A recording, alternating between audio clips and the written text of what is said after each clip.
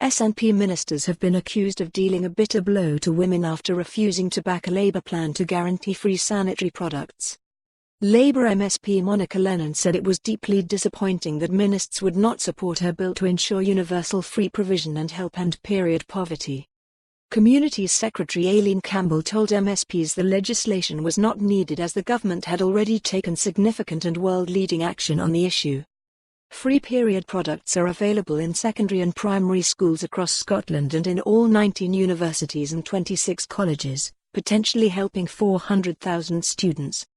The SNP Government also works with community groups to ensure 35,000 women most in need benefit from free products, with a further £2.8 million ensuring these are available in libraries, community centres, council offices and public toilets. As part of the culture change, private sector firms have also become involved, with some football clubs and shopping centres making sanitary products freely available. Ms. Campbell told Holyrood's local government committee that meant Ms. Lennon's period products, free provision, Scotland, bill was not required at this point in time.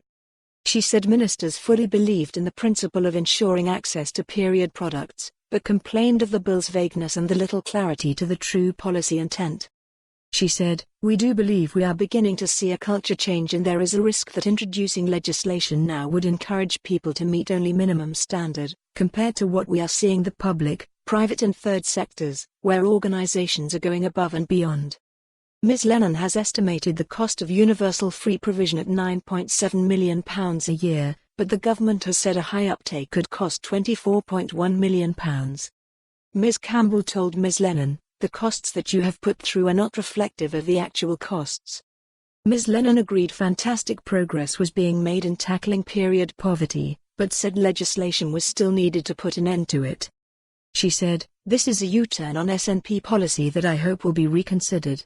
Many women and girls are still being referred to food banks and charities to get the period products they need despite the welcome action from the Scottish Government to introduce free provision in schools and other community settings. Others are falling through the gaps and continue to experience period poverty." She added, "My members' bill will lock in the progress that has been made so far and go further by protecting the right to access period products in law. The world is watching and evidence from women's and LGBT organisations, anti-poverty charities and trade unions backs this legislation. It will be a bitter blow to everyone who would be helped by this legislation. If for more on this story, visit the news article link.